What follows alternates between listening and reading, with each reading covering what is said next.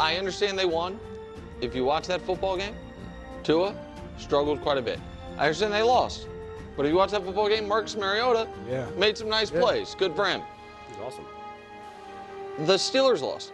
Aaron, I get it wasn't your fault. You're showing up to meetings, you're hand signaling, you're doing all your stuff. Accountability starts with me, but all these other guys kind of suck and they're lazy and they're unprofessional. But they're true professionals.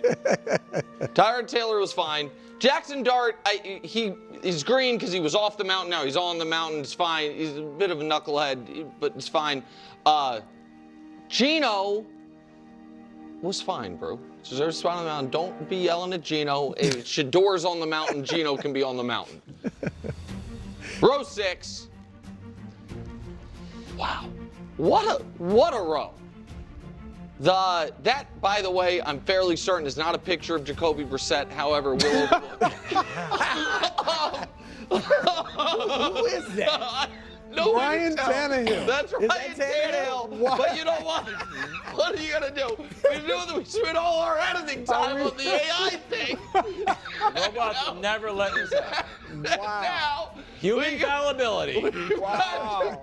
So, That's a to miss. quickly go through the other one. That's a bad one. I feel like you have to consistently mention it throughout. Right. Trevor moved up. Purdy moved up. Bryce played a really good game. CJ didn't play well, but they've got 7 wins now. Daniel Jones, I was going to move him down. Wilds is banging on me. He's like, got broken leg. What do you want from him? Another amazing row. All these guys had to drop. Lamar, I don't know what's going on. He's hurt. Man, is it his eyes? Jalen Hurts.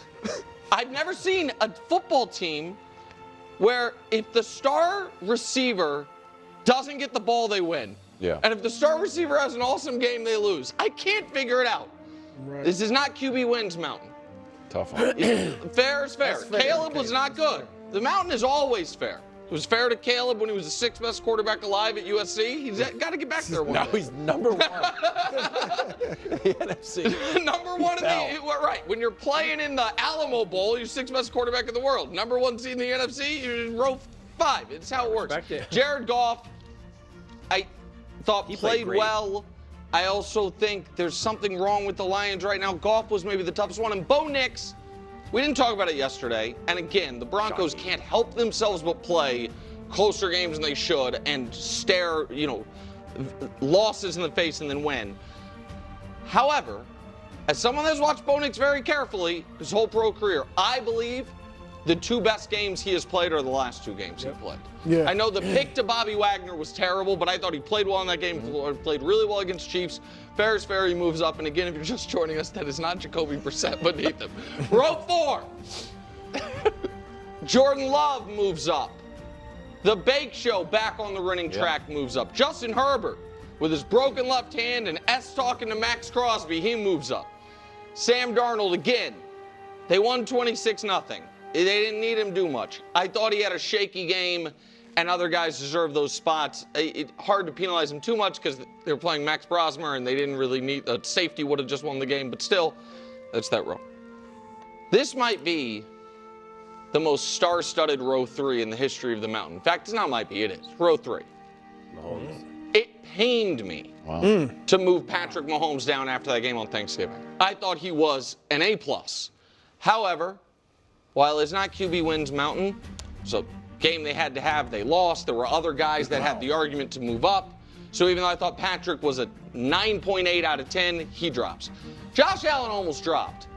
And the only reason he didn't drop was I was afraid that Josh Allen media intelligentsia would come and attack me because I watched after that game like, only Josh Allen could have carried him to win like that. Like, huh? I understand it's the holiday season. We've all been drinking, but we got the same feeds of this game, didn't we? Joe Burrow, welcome back, Joe. First time on the mountain in months. Row 2. Dak and Drake May moves up. Remember, Drake May was in row 3 after his tough game, and you got mad at me. Patrick was in his spot. He moved up. This is where I was conflicted about Patrick. Felt like Drake had to move up. I couldn't move Dak down after they won. He threw the pick. He was really good. And then still atop the mountain, but not as much of a gap as before. Matthew Stafford. You know what's so funny? This is more evident. Some guy keeps watching this video and he keeps saying, you don't know how the mountain works. You don't know how the mountain works. And he's really confused how the mountain actually works. He doesn't actually quite understand the concept, and yet he thinks that I don't. And he's like, they could only move down, and it's week to week, and if they have a bad game, then they can move down, and they will move down. And it's like, well, Stafford played terrible, had 3 turnovers, and didn't move down. Exactly. So, yeah. I respect the Caleb thing. I respect that for sure. I'm waiting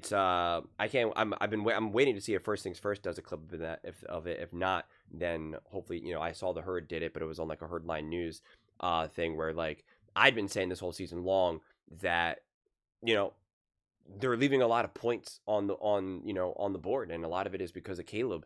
And Chicago Bears fans, were not happy when I said that. And now your coach said it. Ben Johnson literally said we're winning in spite of the passing game.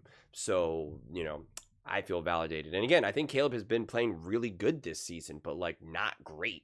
And, he has more like okay to good games right now. And, yeah, they're the number 1 seed right now, but you can't say it's on the back of Caleb Williams right now. It's really on the back of Ben Johnson right now, which, again, if you're a Chicago Bears fan, that should actually excite you, and you should take that as a positive, not a negative, because I don't expect your quarterback in his first year with Ben Johnson to be playing out of his mind through the roof. I echo this now every time now because of the whole Rich Tapestry. And when I made my mountain last night and posted it this morning, I made the joke where I'm just like, I always say, like, well, my mountain isn't a rich tapestry. And it's just like, well, seemingly this mountain isn't that much of a rich tapestry either. And so I just have to kind of keep repeating that, because then it just kind of really does confuse me as to how best to go about looking at this. Because what metrics are we using it right now? Because I do not have Dak Prescott above Patrick Mahomes, and I do not think Patrick Mahomes deserved to drop after that game. I really don't. I think Patrick Mahomes played better than Dak Prescott in that game. I just do. I think Dak played awesome, had a great game, but like, he had a couple plays that could have ended terribly for him, and he was fortunate that he did not. And I think Patrick Mahomes played pretty flawless, as flawless as you can, in that moment on the road, gotta have it moment. Like he brought it. He really did. And so I just don't think it would be fair, to specifically drop him. And the fact that Stafford now wasn't dropped, like, doesn't quite make sense, honestly, at all. And if you just don't want to put Drake May at the top of the mountain right now, it's like, I don't know what to tell you. And yeah, I mean, it's also just funny to me as well. I don't think Goff should be below Baker Mayfield. Goff should not have dropped. Goff did everything that he could in that game. He was near flawless. Memory serves me correctly. What was he? 20 for 26. Like he played great. I think I already have it right here. Yeah, he was 20 for 26, 76.9% completion percentage. Down his number 1 receiver in Amon-Ra St. Brown. Had 2 touchdowns, 256 yards. Took care of the ball. Dealt with 2 drops, 1 pretty key drop. 0 turnover-worthy plays, so never put the ball in harm, and had a 132.9 passer rating. I just don't see why he should drop under those circumstances by any stretch of the imagination right now. Even if you... I don't know why Baker would rise then after his game, going up against the... who did they play? The Cardinals. Baker didn't play terrible, and I respect Baker for his resilience and how he's playing banged up and whatnot. And, he dealt with some drops, and I think his numbers would have been better as well. Ibuka dropped a couple passes, but, 18 for 28, 64.3% completion percentage, 194 yards for being nice with the drops, 220 or something, maybe 230, a touchdown. passer rating of 96.4. Again, factoring in the drops, passer rating would maybe, cross 100. I just don't see why that is rising.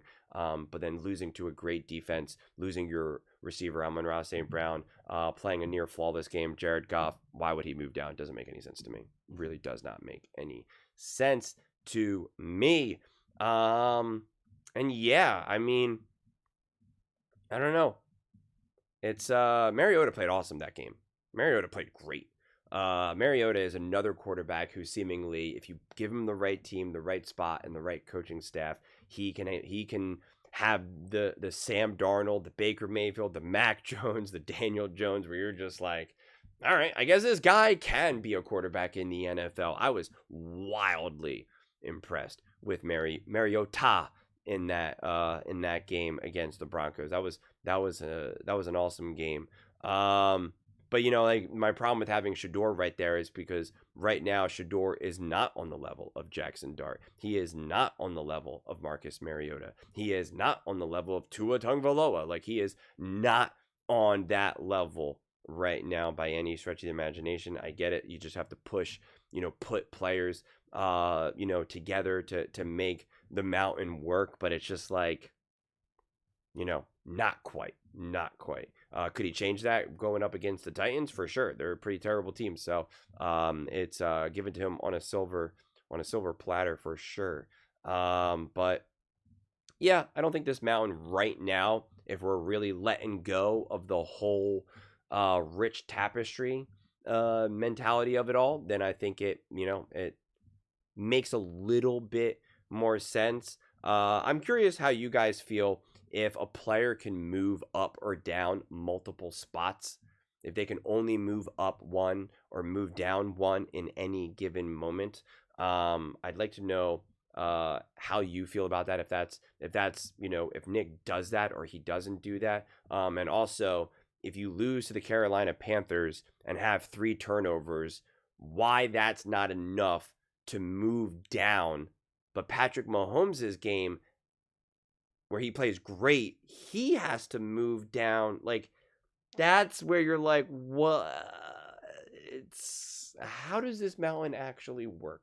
In a weird way, it almost made more sense last year when it was just rich tapestry. I get to do whatever the heck I want. Now, since we're moving Mahomes around a little bit more, which again, I respect and I appreciate, then I'm really kind of like, well, then I don't really actually know how you have any approach to where you want to put these players in any moment in time. If Jared Goff has to move down after his game, if Patrick Mahomes has to move down after his game, it's like, I don't know.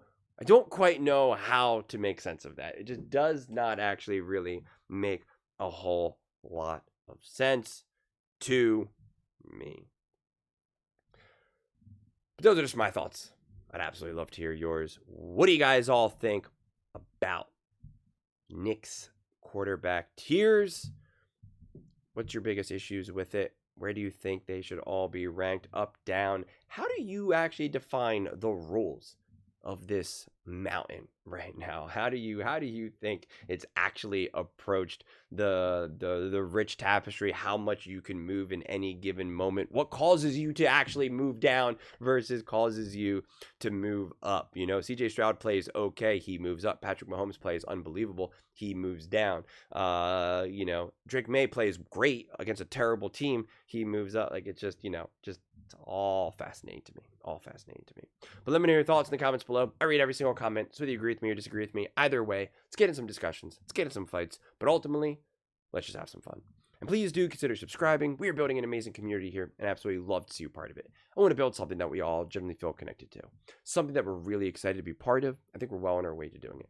Please don't forget to give this video a thumbs up, as it really does help the visibility and the algorithm. Thank you so much. See you next time.